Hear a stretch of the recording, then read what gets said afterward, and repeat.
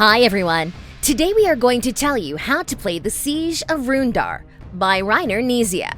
This game is suited for ages 10 and up, from 1 to 4 players, and with an approximate duration of 60 to 90 minutes. The goal of the game is to defend the mines until we can dig a tunnel to escape with our treasure. Setup. First, put the assembled fortress in the center of the table. Place the fur, wood, metal, and gold nuggets in their corresponding places. Separate the goblin tokens by the number of their backs. Take 2 tokens from each pile and place them in order inside the tunnel. On top of them, place the wooden blocks.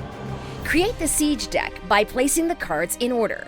First, put the cards with the 5 at the bottom, and all the cards with the 1 go to the top. Place 5 troll cards next to the fortress, and beside it, the catapult cards. Each player takes a dwarf, their 12 initial cards, and their discard token. Then, all players place their dwarf in the central chamber. Leave the upgrade board showing the side corresponding to the number of players. On it, place the upgrade cards in their corresponding color and flip the first 5 of the yellow deck.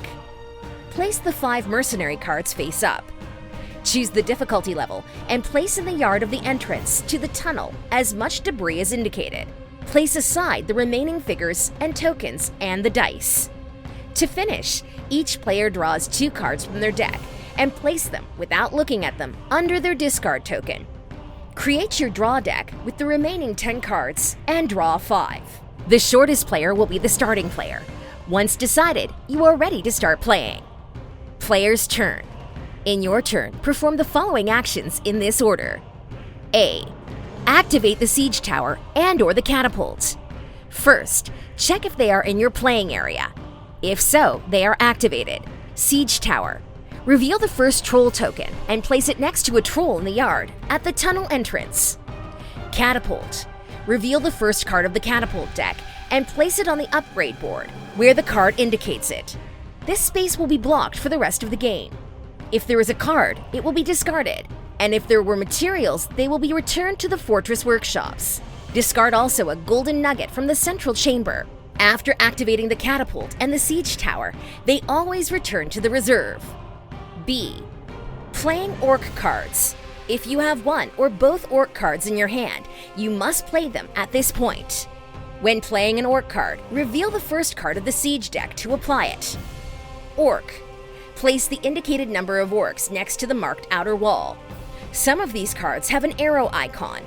This causes all orcs in play to move 1 step towards the central chamber.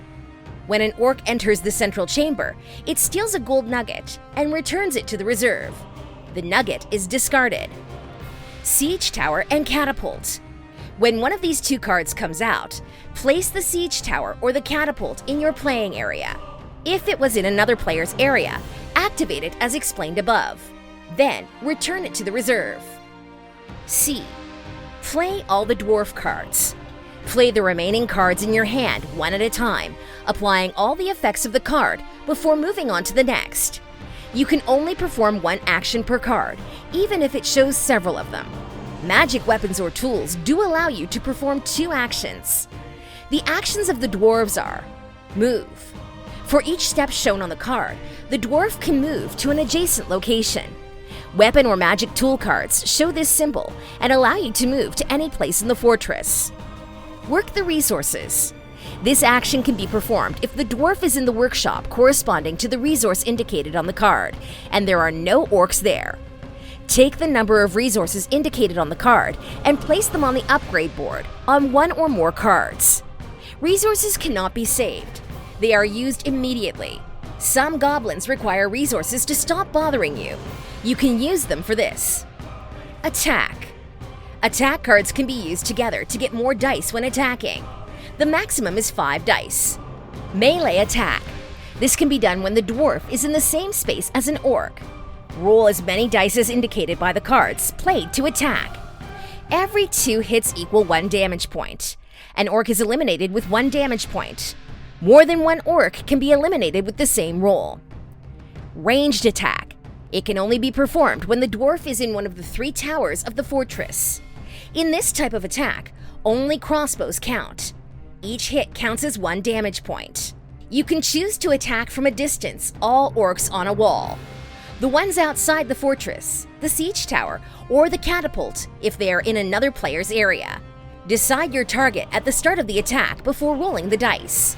You cannot attack from a distance the inside of the fortress, except for the tunnel yard. Dig. To perform this action, the dwarf must be in the yard of the tunnel entrance, and there must be no enemies there. Remove as much debris as indicated on the card. When you manage to remove all the debris from the yard, remove the section of the tunnel closest to the tunnel tower. This will reveal 2 goblin tokens that will be placed face up in the yard at the tunnel entrance with 2 goblin figurines. To continue digging, you will have to defeat these goblins. After defeating them, place the debris back in the yard to be able to dig the next section of the tunnel. Upgrade cards. When an upgrade card has on it all the resources needed to complete it, any dwarf will be able to take it. To do so, discard a card from your hand that you have not yet played and take the new card. The discarded one can never be an orc card. The new card will go to your hand and you will be able to use it that same turn. D. Refill the upgrade board. If your dwarf is in the central chamber of the fortress at the end of your turn, you can fill the empty spaces on the upgrade board by drawing the cards from the deck you want.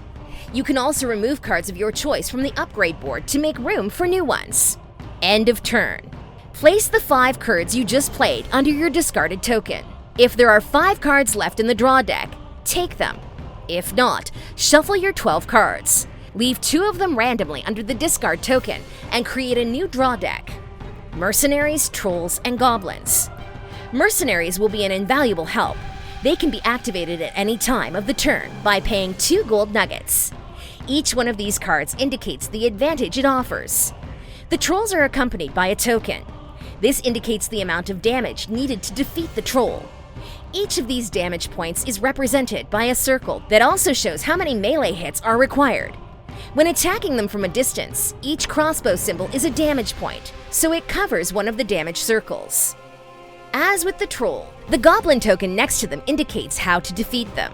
In this case, you don't always need to attack them to finish them off. End of the game. The game can end in several ways. When digging the 5th and last section of the tunnel, 2 goblins will appear.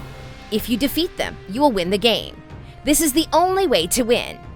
You automatically lose the game if the last siege card, catapult card, or troll token is revealed. The last orc is in-game. You run out of gold nuggets. And so much for the video on how to play the Siege of Runedar, a very strategic, cooperative game by the great Reiner Knizia. Also enjoy the solo mode that is explained in the manual, and prove that you are worthy of the Mines of Runedar.